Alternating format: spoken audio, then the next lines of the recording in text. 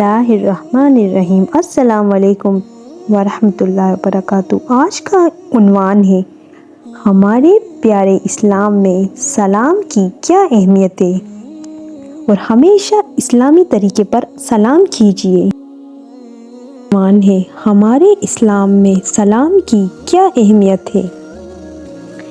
پیارے بھائیوں، مسلمان بھائی سے ملاقات ہونے پر السلام علیکم کہیے۔ جب کسی مسلمان بھائی سے ملاقات ہو تو اس سے اپنے تعلق اور مسرت کا اظہار کرنے کے لیے السلام علیکم کہیے، کیونکہ قرآن پاک کی سورہ انعام میں آیت نمبر 54 میں ہے، اے نبی، جب آپ کے پاس وہ لوگ آئیں جو ہماری آیت پر ایمان لاتے ہیں تو ان سے کہیے السلام علیکم ورحمۃ اللہ وبرکاتہ۔ اس آیت میں نبی کریم صلی اللہ علیہ وآلہ وسلم سے خطاب کرتے ہوئے امت کو یہ اصول تعلیم دی گئی ہے کہ مسلمان جب بھی مسلمان سے ملے تو دونوں ہی جذبات محبت و مسرت کا تبادلہ کریں، اور اس کا بہترین طریقہ یہ ہے کہ وہ ایک دوسرے کے لیے سلامتی اور عافیت کی دعا کریں۔ ایک السلام علیکم کہے تو دوسرا جواب میں وعلیکم السلام کہے۔ سلام باہمی الفت و محبت بڑھانے کے لیے بہترین عمل ہے۔ نبی کریم صلی اللہ علیہ وسلم نے ارشاد فرمایا، تم لوگ جنت میں نہیں جا سکتے جب تک کہ مومن نہیں بنتے، اور تم مومن نہیں بن سکتے جب تک کہ ایک دوسرے سے محبت نہ کرو۔ میں تمہیں وہ تدبیر کیوں نہ بتا دوں جس کو اختیار کر کے تم آپس میں ایک دوسرے سے محبت کرنے لگو، آپس میں سلام کو پھیلاؤ۔ ہمیشہ اسلامی طریقے پر سلام کیجیے، ہمیشہ اسلامی طریقے پر سلام کیجیے۔ کسی سے ہم کلام ہو یا مکاتبت کریں، ہمیشہ کتاب و سنت کے بتائے ہوئے الفاظ ہی استعمال کیجیے۔ اس اسلامی طریقے کو چھوڑ کر سوسائٹی کے رائج کے الفاظ کو اختیار نہ کیجیے۔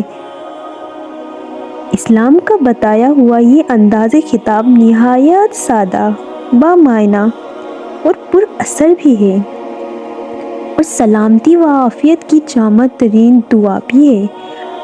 آپ جب اپنے کسی بھائی سے ملتے ہوئے السلام علیکم کہتے ہیں تو اس کے معنی یہ ہوتے ہیں کہ خدا تم کو ہر قسم کی سلامتی اور عافیت سے نواز دے، خدا تمہاری جان و مال کو سلامت رکھے، گھر بار کو سلامت رکھے، اہل و عیال کو سلامت رکھے، دین اور ایمان کو سلامت رکھے، دنیا بھی سلامت رہے اور آخرت بھی۔ خدا تمہیں ان سلامتیوں سے بھی نوازے جو میرے علم میں ہے، اور ان سلامتیوں سے بھی نوازے جو میرے علم میں نہیں ہے۔ میرے دل میں تمہارے لیے نصب و خیر خواہی، محبت و خلوص اور سلامتی و عافیت کے انتہائی گہرے جذبات ہیں، اس لیے کہ تم میری طرف سے کبھی کوئی اندیشہ محسوس نہ کرنا، میرے طرز عمل سے تمہیں کوئی دکھ نہ پہنچے گا۔ سلام کے لفظ پر الف اور لام داخل کر کے السلام علیکم کہہ کر آپ مخاطب کے لیے سلامتی اور عافیت کی ساری دعائیں سمیٹ لیتے ہیں۔ آپ اندازہ کیجئے، اگر یہ الفاظ شعور کے ساتھ سوچ سمجھ کر آپ اپنی زبان سے نکالیں تو مخاطب کی ملاقات پر قلبی مسرت کا اظہار کرنے اور خلوص و محبت، خیر خواہی اور وفاداری کے جذبات کو ظاہر کرنے کے لیے اس سے بہتر الفاظ کیا ہو سکتے ہیں۔ السلام علیکم کے الفاظ سے بھائی کا استقبال کر کے آپ یہ کہتے ہیں کہ آپ کو ہستی سلامتی سے نوازے، جو عافیت کا سرچشمہ اور سراپا سلام ہے، جس کا نام ہی اسلام ہے، اور وہی سلامتی اور عافیت پا سکتا ہے جس کو وہ سلامت رکھے، اور جس کو وہ سلامتی سے محروم کر دے وہ دونوں جہاں میں سلامتی سے محروم ہے۔ نبی کریم صلی اللہ علیہ وسلم کا ارشاد ہے، السلام خدا کے ناموں میں سے ایک نام ہے جس کو خدا نے زمین والوں کے لیے رکھ دیا ہے، بس السلام کو آپس میں خوب پھیلاؤ۔ حضرت ابو ہریرہ رضی اللہ عنہ کہتے ہیں کہ نبی کریم صلی اللہ علیہ وسلم نے ارشاد فرمایا، خدا نے جب حضرت آدم علیہ السلام کو پیدا فرمایا تو ان کو فرشتوں کی ایک جماعت کے پاس بھیجا۔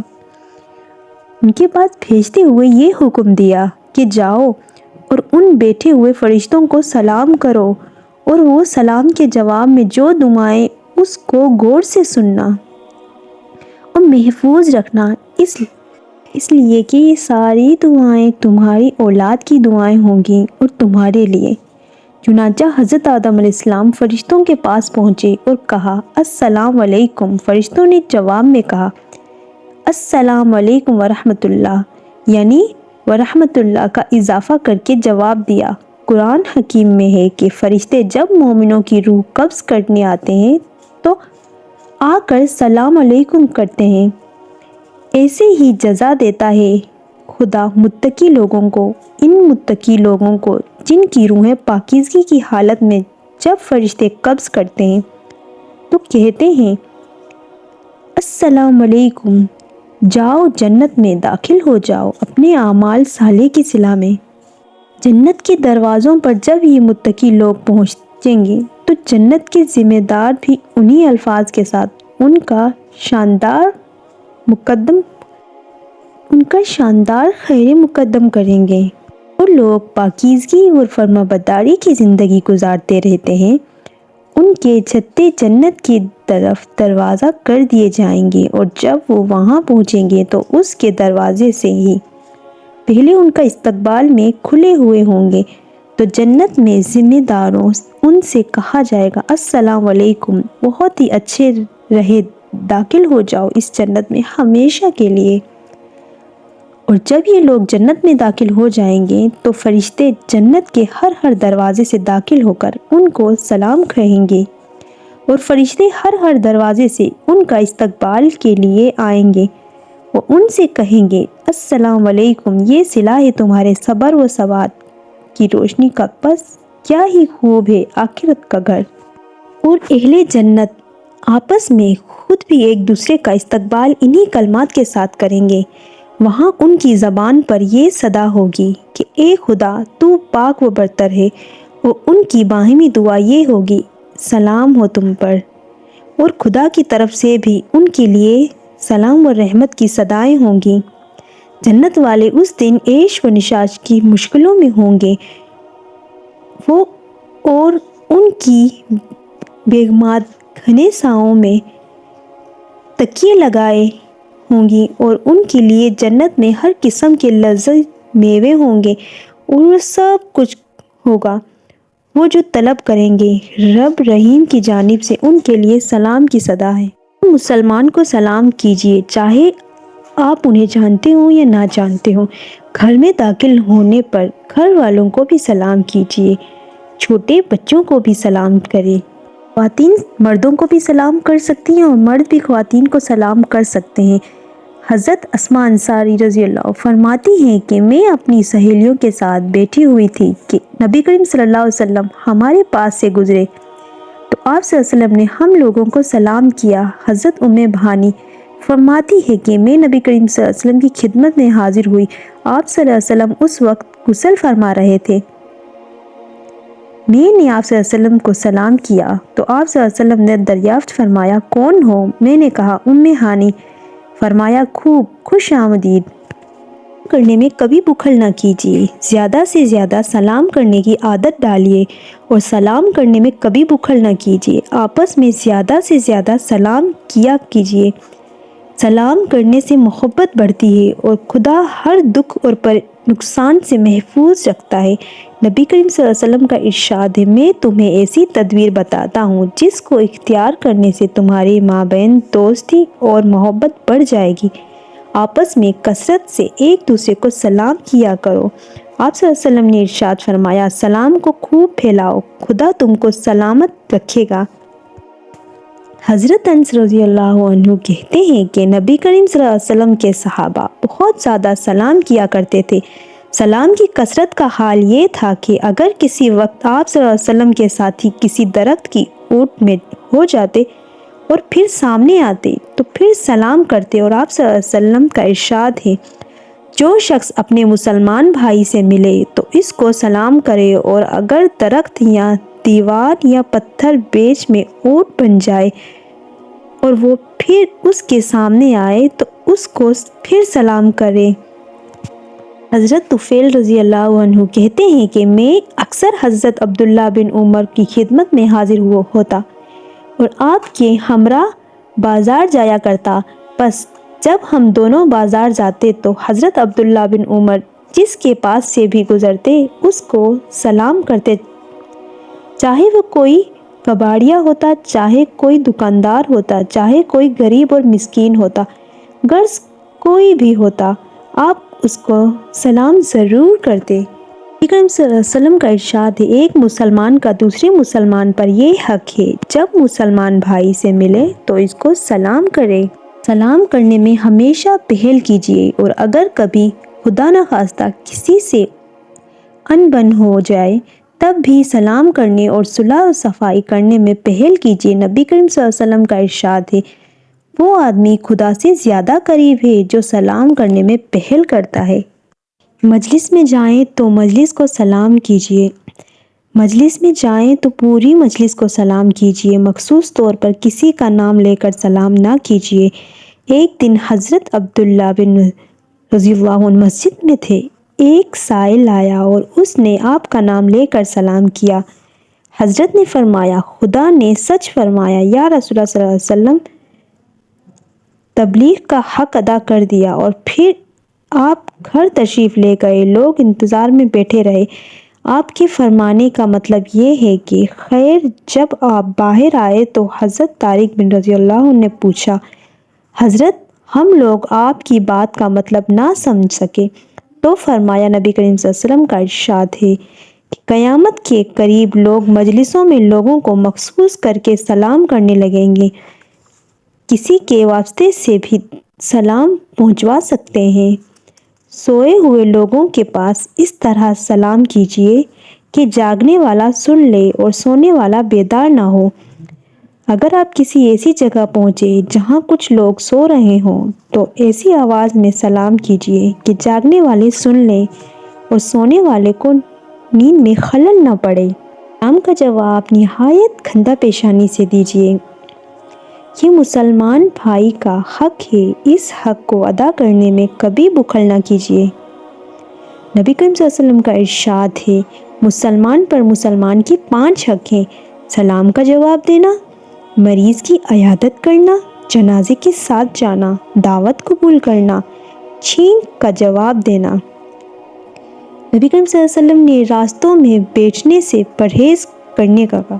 لوگوں نے کہا، یا رسول اللہ صلی اللہ علیہ وسلم، ہمارے لیے تو راستوں میں بیٹھنا گریز ہے۔ تو نبی کریم صلی اللہ علیہ وسلم نے فرمایا، اگر تمہارے لیے راستوں میں بیٹھنا ایسا ہی ضروری ہے تو بیٹھو، لیکن راستے کا حق ضرور ادا کرو۔ لوگوں نے کہا، راستے کا حق کیا ہے یا رسول اللہ صلی اللہ علیہ وسلم؟ آپ صلی اللہ علیہ وسلم نے فرمایا، نگاہیں نیچی رکھنا، کسی کو دکھ نہ دینا، سلام کا جواب دینا اور نیکی کی تلقین کرنا اور برائیوں سے روکنا۔ سلام کا جواب پورا دیجیے۔